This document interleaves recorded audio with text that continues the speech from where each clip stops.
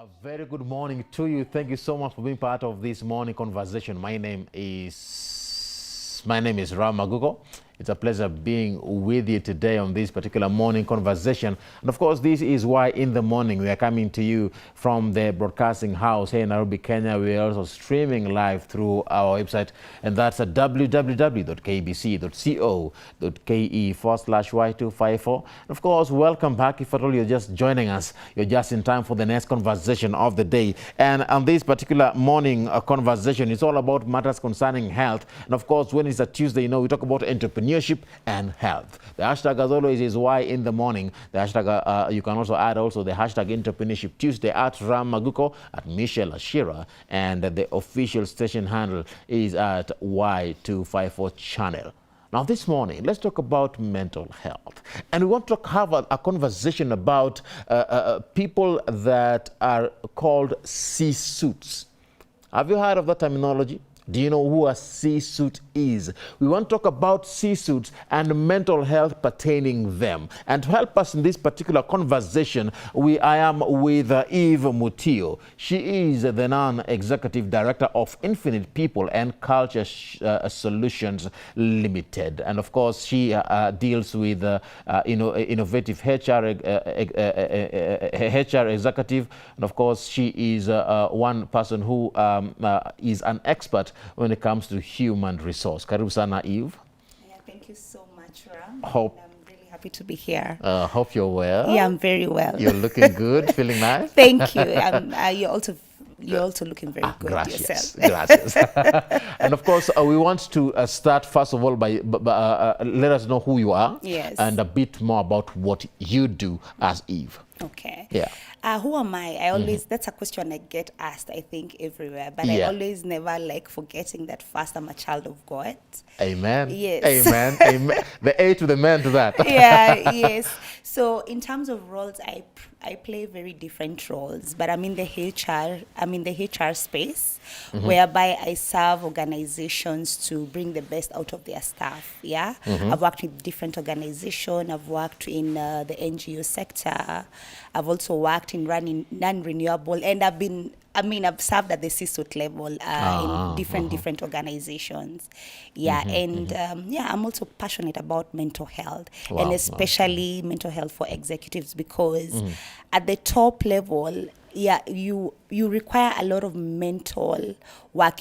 The most roles in the C-suite is basically about thinking. So it requires the involvement of your mental health. And what is interesting is, as a HR practitioner, Yes. you're managing to talk about this because you've seen Yes. how people behave in the office as a Exactly. HR practitioner. Exactly. I've seen it, and even and also just behind the aspect of mental health, having been part of, because I've led in terms of coming up with various programs of mental health in different organizations. And I've also almost gotten to a point whereby I can't take it anymore in terms of mental health. And people actually never know. And especially when you're at the top level of the cadre, you are supposed to be okay. You're not supposed to show vulnerability, maybe because of the culture we are into. But however, when you look at it and you break it down, we actually are the people that need to take care of our mental health the most. Yeah. Yes. And how can people find you on social media if someone wants to engage with you? Yes. Is there a resource that they can be able to use? Yes, they can reach out in Infinite People and Culture Solutions with an access for that. I'm also on LinkedIn, Eve Mutio. I'm also on Instagram, but mostly if you really want to reach me out, the best place to get me is on LinkedIn. LinkedIn. Yes. And of course, engage with her. Of course, we value your feedback. Let us know where you're watching us from. Ask those questions in regards to mental health. Now, Eve, Yes. we are saying C-suit. Yes. Very big term for some. And these are youth stations. What the hell are we talking about here? So who is a C-suit before we talk about their mental health? So C-suits are basically the people who run organizations. They are at the top level of management. So their work, they are tasked with the vision and the mission of organization, and even their own organization. So that's the C-suite. We talk about executive directors. We talk about chief if you have any, if CEOs, you're the chief executive officers, the COOs. the COOs, and others might be even general managers, managing director. So if you for just to in a simple term, C-suite is basically the top cadre of organizations. Your work is to think, and even others execute. So you help organization create value, through the people. Now, there's value when it comes to the mental health of such kind of a person. Absolutely. Because they are at the top. Absolutely. And they say that actually, and I've seen it, is that you have to set tone at the top. If you don't get it right on the top, then the entire organization, like you're not doing anything much. So you have to start at the top, and when you start at the top, then everything else will fall into place. Remember, we're talking about the C-suite, the ExCom. They're the ones who have been tasked by shareholders to create value. They're the ones who've been tasked by organizations to develop organization strategy, and then those strategies have to be executed through other people. If they are not able to handle that pressure, it translates into stress, and that affects their mental health. Now, let's talk about the different examples here, because I'm looking at the pressure being given to these people. Because now they are responsible and they're going to be accountable for the company. Absolutely. And there is a pressure that comes to that, because now the success of the company depends on you. Absolutely. How should such kind of a person handle that kind of a pressure and those expectations given on them? Yeah, that's a very good question, Ram. First, you can't run away from pressure when you're on the top level management. That is a must. So that is not something you can avoid. You can't say it's too much pressure. No, because I mean, when that's why they say it gets lonely at the top. But our narrative as IPCL and especially in mental health for executive, it doesn't have to be lonely at the top. So pressure will be there. Don't quit. Yeah, you can't quit. You can't quit. People are looking up to you. And you also have your own. You have your own objectives to serve in terms of organizations. So pressure, you'll never run away from it. And even you, exactly where you work, you have pressure to deliver. But if you're not able to manage that pressure, then that means that it now translates into stress. So there are various ways to actually manage that. So that you have to be, do you center in the morning? What are the current rituals that you have as an individual before you actually go meet the world? How have you managed to ensure that you have rituals that really make you to be more self-aware of how you're handling emotions? That kind of thing. And then also, so in terms of also mental health, the health of executive, as I had mentioned prior, is before we started this show, is that just feeling that actually there's a gap in terms of the mental health for executives. There's a space we've actually joined with various experts. We have a psychiatrist who's leading this program. We have psychologists, and we understand the exclusivity that is required at the C-suite level. So when you're not able to manage that pressure, then it turns into stress. That's why you hear someone has suffered a mental breakdown. You'll hear someone is like burnout, fatigued, or you have a bit of anxiety and all that kind of thing. But now, because before we even go further, Eve, let's put a disclaimer here. When we talk about mental health, we are not saying that this C-suite is weak. No. Are we saying that they're now incapable of delivering? Not at all. Actually, no. That's actually, in fact, it's when they are able to take care of their mental health in a proactive approach, and actually show that it's okay not to be okay. The message they send to the rest of even the employees in organization is that, wow, he was through it, and he's actually been able to conquer. So it's actually, and I'm a firm believer of vulnerability is actually a sign of courage and is a sign of leadership. Wow. When I actually say that I almost suffered a mental breakdown, that I had to take myself to the hospital and see a doctor, I know that it gets to a point that you really need help. Yeah, because there's a perception about the CISO that they are supermen, they are super women. I mean,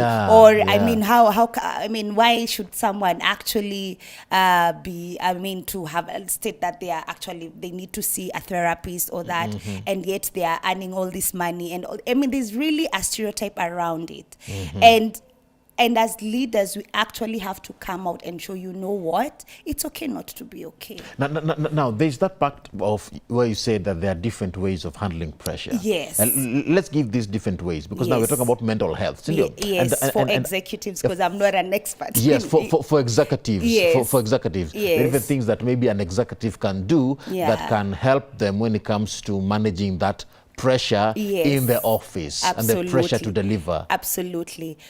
I think that's true, Ram. And as I had mentioned again, there are various practices we actually recommend. Yes. Yeah. So one of the things you have to have what I call a sense of solitude, whereby you have to have time for you first. Like, do you run? Do you have some sort of exercises? And there are others even we recommend because we recommend that you do a lot of exercise. And then the other thing, as now the CISO, as leaders in organization, you have to create a space whereby these programs can actually be implemented, because it starts with you. And how can people access these programs? Now you're talking about programs. What is the role of HR? Yes. When it comes to dealing with the stress coming to our C-suits? Yes. Because now you're the people that everyone will blame. But you know what? The HR is giving us pressure. HR. Wow. And the C-suits blame you. Don't they blame you?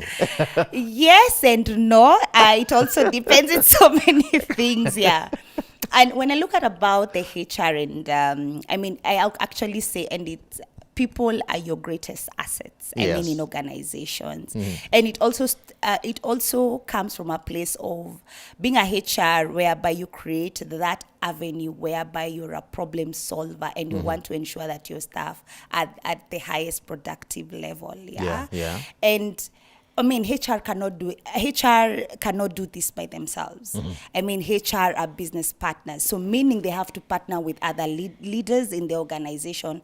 It's not, you can't. HR cannot work in a silo. That's what I'm trying to say. So it's up to HR to collaborate with the leaders in organization to come up with, because everyone is a HR by their own right, actually in organization. And that is because you're working through people. You're delivering results through other people. So the fact that you also have people that you're overseeing, that's already make you a HR. That's why people's management in organization is very, very crucial for leaders. So it's actually creating that avenue with leaders to have those programs implemented. You have a peer education program whereby people can actually sit down, what is your narrative or what is your philosophy regarding mental health? And especially where we have in our current laws, and especially the ILO and also the Employment Act, it's not very clear on mental health. It's about sick days. Is that when you are sick for 7 days, your days are actually deducted concurrently. So it's not very clear in mental health. So in organization now, HR comes in and takes a proactive approach. Do you have like a counselor? Have you partnered with various hospitals that offer this? Creating that avenue to make people feel safe, that it's okay not to be okay. And it starts with the leader. Now, do we have those recommendations that you like to give to HR that can help organizations in managing the mental health of our C-suits? Yeah, absolutely. And one of the things is just, first of all, start talking about it. Let's not stigmatize it. And one of the things we had when one of our core objectives was actually create that awareness. It's okay not to be okay. That enabling environment. That enabling environment. So that we first of all stop demonizing it in the first place. Because I'll tell you, out of 10 executives that I know, 3 or 4 have suffered a mental breakdown. Yes. I'll tell you that for a fact. True. And that is actually when we did our first virtual event, we were able to see even the aspect of the people who registered for that event is like people really give feedback. And I'm like, why? When we actually saw that there's actually a big gap on this aspect. So back to your question, HR need to create that environment to start talking about it. And they need to have support from their vision bearers. And these are the CEOs and the entire C-suite and the entire management. And then also, and I remember there's one organization I worked with, and I remember having a conversation with my boss, and I actually mentioned to him that if anyone, because we had the minimum sick off, for when, for instance, you are on a sick off. But if at all you're on mental health, it had a very gray area in terms of that. And I had this conversation with the CEO, and I told him, there's no way we are going to deduct any money, even if they surpass their sick off days. Doesn't matter what the policy says, because it's legal doesn't make it ethical. But this is something that all organizations need to review. Yeah, they need to review. They really need to sit down and see, because mental health is already now, it's no longer a silent pandemic. It's actually, it's very loud. People, and that's why you hear even the suicides are not reported, and all what is happening in terms of the mental health space. So actually, they need to come out and be proactive. They need to collaborate with experts, psychologists, psychiatrists. In a manner that actually people can actually feel like, you know what, my company really cares about my mental health, and there's that aspect. And one philosophy will be, we actually, one of our core values as IPCL is that compassionate leadership starts by showing that people you care. And it's based on the programs that you actually put across. Talk about policies, creating awareness to the group, and people and you'll realize in an organization, when we actually start talking about that, people will actually start coming out. And you'll actually look that is actually affecting other variables in organization. Because actually, at the end of the day, the organization even the success rate of the organization increases. Yeah, absolutely. You look at your revenue, you'll start increasing. You look at some of the sick-offs have actually dropped down.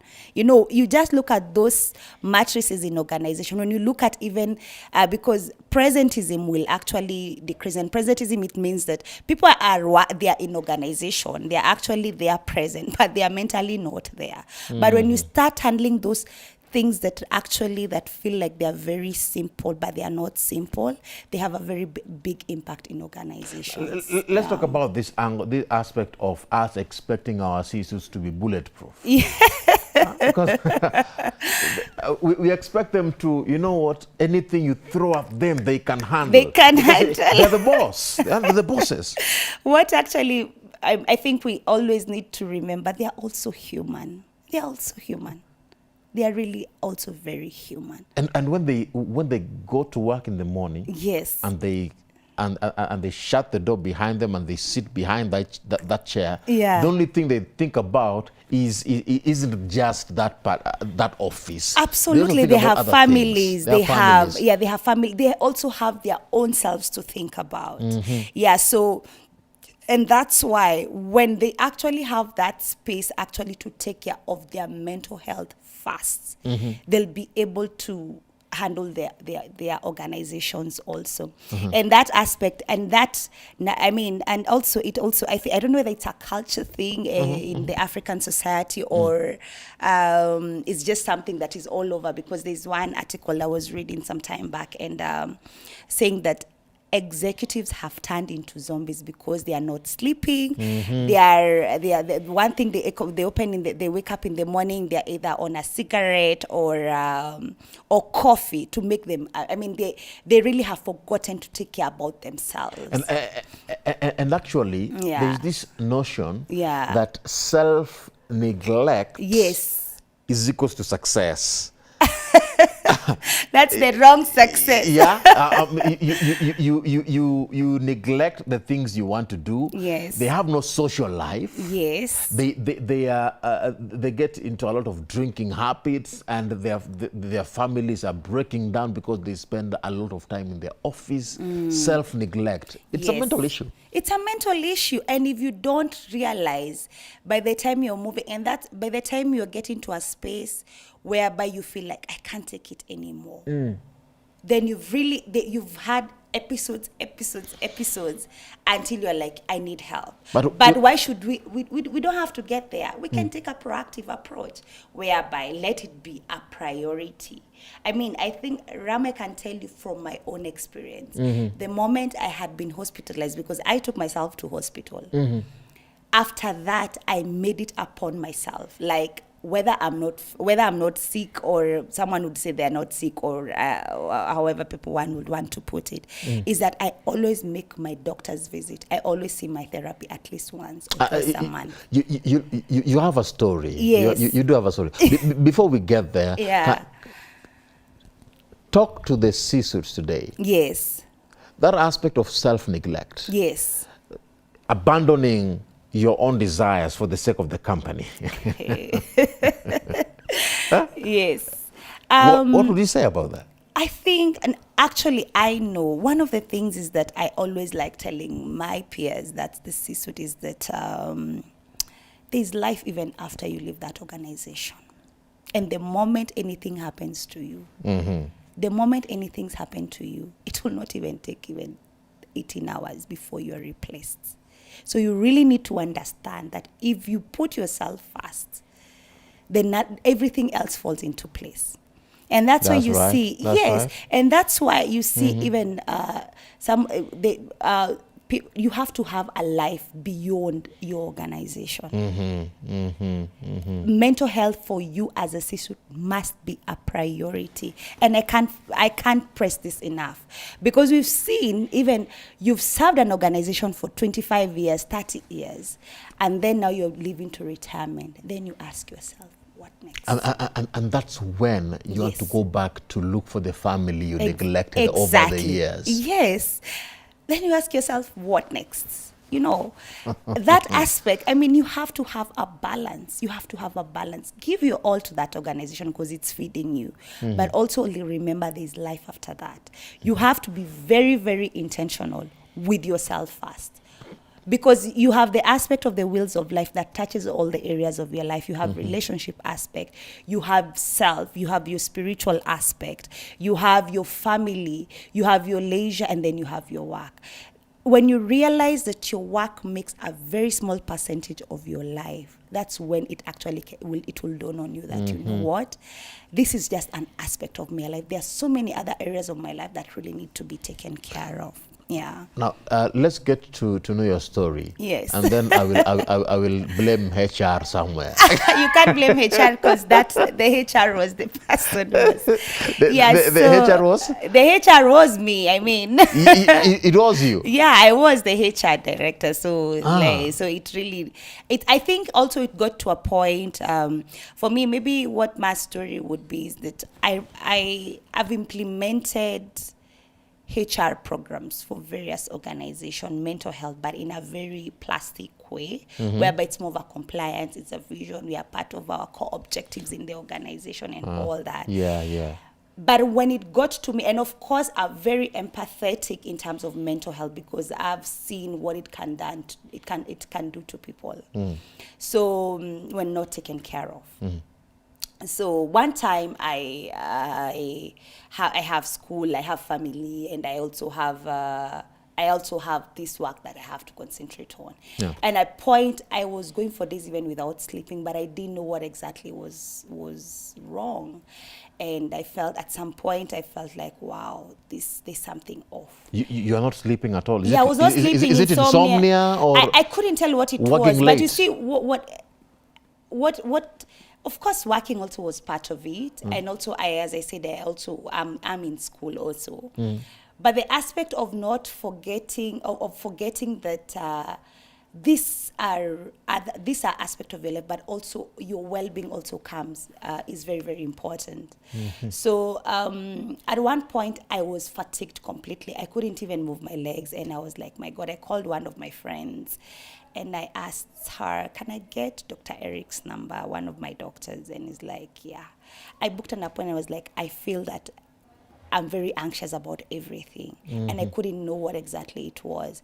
So I took myself to Chiromo.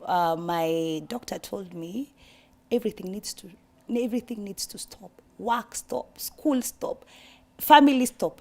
Let's go back to you. And I was there and I had to go through therapy.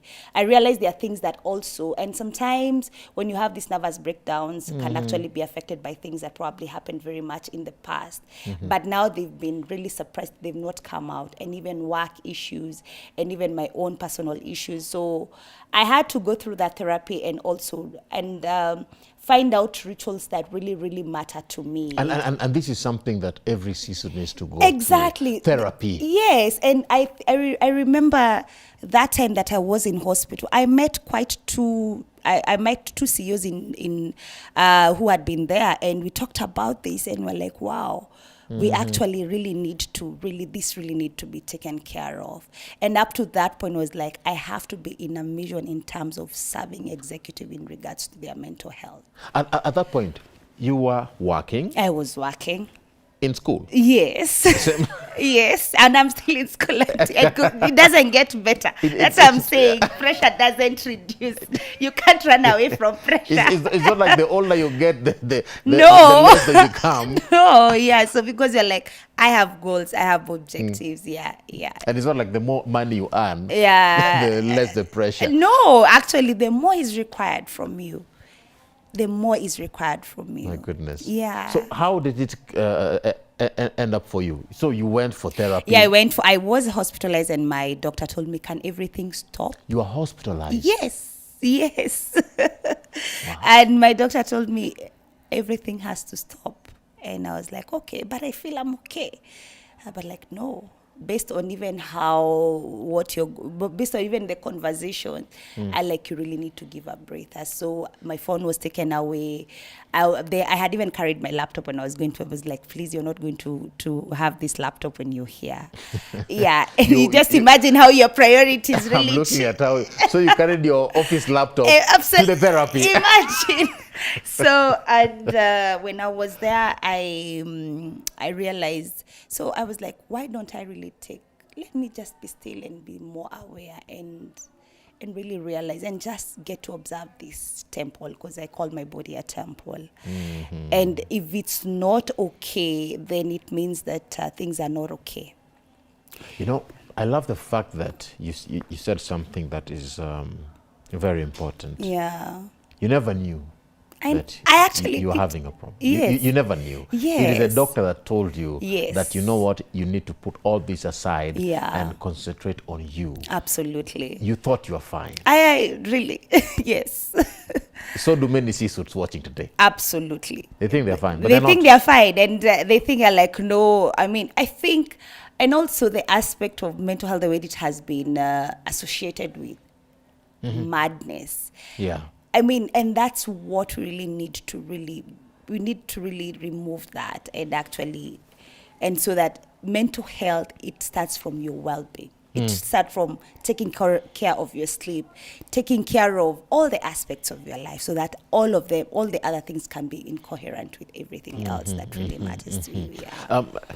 What are some of those pillars that can help CISOs to have a good working environment and, of course, have be healthy mentally?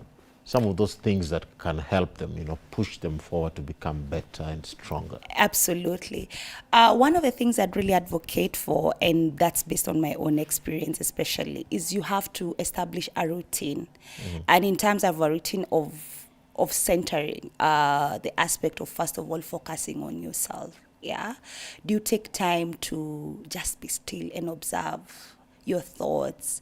The aspect of also just looking at what is not incoherent with the other. I mean, the areas of your life. So that ritual is very, very important. The aspect, you also need to have time for people who really make you laugh. That's your family. Your family, your friends. Yeah, your family, your friends. You don't want being surrounded by negativity. You can imagine you're just from a board meeting, and you have just this board meeting, you've been told we need to increase our sales by a certain amount. You have to go and now talk to your sales director. After you've done that, again, you need to go back and unwind. And what are the aspects of unwinding? Can you run? So have spiritual practice, have rituals for yourself that really matter to you. But now, when it comes to the unwinding, people go to alcohol. That's wrong. Yeah, so they're like, I'm unwinding. I I need a shot. I need a shot there. I need to unwind. That is not unwinding. That And is actually going back, because now you're going back to the aspect of now you'll wake up with how have you really unwinded? And it's on a Monday. Yeah, it's on a Monday. On Tuesday, you probably have a meeting that requires your attention. And so you have to have rituals that really matter to you. You have to map out, because even you as an individual, you have stakeholders, you have your family, you have friends. And then the other thing that I've also seen, based on even a research that I've conducted, is that journaling really, really helps. Write down your thoughts, write down how you're feeling, because sometimes the aspect that happens that you keep on keeping your thoughts inside, it actually, there's a point there, it's just like a carpet when there's a lot of that inside. They get to a point now you're going to outburst. Then actually be very intentional in actually having access to a therapist. Wow. Yeah. Wow. And not going to a therapist when now kimeumana. It's when actually you make it a habit. You just have a conversation with your therapist every month. Yeah. And let's also, does your network also have a role to play? The networks, forget the family. Yes, your net, and that's what I'm network. saying. You're actually your tribe. I call it the tribe. Your tribe really matters. Who are the people you're surrounding yourself with? Yeah, what kind of energy? What kind of energy are you feeding on, or what kind of energy are you putting out? That really matters a lot. If at all you are surrounding yourself with people who are always talking about the way the economy is bad, oh my God, my God, it's really gonna really stress you up. You can't just leave work, you're stressed, and then you. there is something that I also want to put on the table. Yeah. We talk about C-suits, and I love the fact that we talked about them. We talked about their family, their friends, and their networks. But there is this group of people that have an effect on these C-suits that I feel are also very important. Yes. The employees. Those are the most important, because out of them, actually they're the most important. And when they're the most important aspect, because 80% of your delivery as a C-suite is determined. They say 60, but for me, I say 80%. 80%. 80% of the work that makes you shine as the C-suite is from your employees. And they're the ones who actually can bring a lot of pressure and stress and anxiety to the C-suite. Absolutely. And when you take care of yourself and then you translate and make it a culture of people taking care of themselves, then you'll create a very good work environment and a very good culture in an organization. I want us to talk about the employees now. Yes. Not about, but to. Yeah, to. the employees. Yes. Yeah, because we said the C-suite should handle this, should handle that. Everything begins and ends in leadership. Everything starts from the top. Yeah. But what about these other guys who always pull them down? They're the ones who gossip. They're the ones who bring in a lot of issues in the off-office politics. It is these employees. Let's talk to the employees here today. What is the role of an employee when it comes to the mental health or affecting the mental health of a C-suite who is seated at the top there? Well, that's a very tough one. Okay. I'm just looking at it because I'll still talk about everything starts and ends with leadership. But exactly. But because remember, leadership are the ones who create the environment that needs to breed the best culture in organizations. So if at all you find employees are gossiping, if you find employees are rumor-mongering, just look at their leaders. Just go there back. Wow. The apple doesn't fall far from the tree, by the way, and I will say this without fear of contradiction. Yeah. But with the right side of leadership, you will create the kind of behaviors. What are the values? What are the values that organization believe in? If at all there's no aspect of collaboration in that organization, if their top leader does not disseminate information the way it's supposed to be disseminated, my God, then it will tell you what kind of an environment we'll have. Look at organizations which have really done well. What exactly made them different? The leaders. Exactly. Everything starts and ends with leadership. So a leader should not say the employees are No. disturbing me. What The do you mean employees are- employees are disturbing me? They are. You have been there to be. I mean, look at. I'll look at an organization which has some sort of a family kind of a culture. Who's the dad in that organization? That's the CEO. So does the. I mean, and I love actually Simon Sinek's philosophy on leaders eat last. What he says. Leaders have been given a charge to take care of their employees because out of those employees is what they are able to deliver their results from. Wow. So, as they say, show me your friends and I'll show you who you are. And I'll also say, show me your organization and I'll tell you what kind of a leader there is in that organization. It's like these are laws that have been these are laws that have been tested. These are laws that have been there, and there's no way we can run away from it.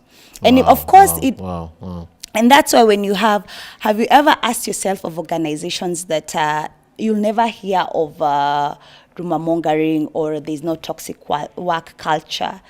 You just look at their leader. There's the kind of culture that has been created in that organization. And if at all there's an outlier, the way they deal with that outlier, they will not want it to be diluted. So if you'd like to have good mental health for your employees and for the C-suits, yes, the leadership needs to create a good working culture. Exactly. And if it's a bad culture, change it. Change it and actually start spearheading change in that organization.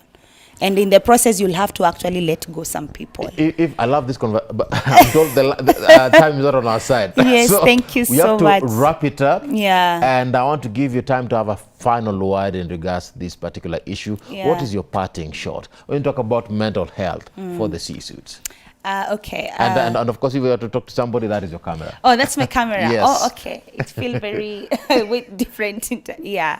So my parting shot in terms of mental health for executives is that it doesn't have to be lonely at the top. And we are the drivers of having the best workplace. And it starts with us taking care of our mental health and cascading this to our entire organization.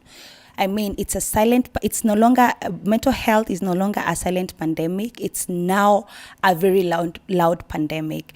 And thank you so much for having me, Y254. Yeah, and those are my final words. Thank you so much. Yeah, thank you so much. Right. That is Eve Mutio. Thank you. Powerful lady. I should host you again. And then you talk about HR. We will see about that. But it's about mental health when it comes to CEO. How can we engage them? How can we improve it? And of course, that brings us to the end of this particular conversation. It's all about understanding these and much more. And of course, I hope you've learned something. I hope you've learned something. Are you a C-suit? Are you an employee? I hope you've learned something. At the end of the day, it's all about understanding that your mental health is very important. You come first. All right. My name is Ram Aguko. The hashtag, as always, is Why in the Morning. We are taking a short break. We'll be back in a bit. Keep it Why in the Morning. All right.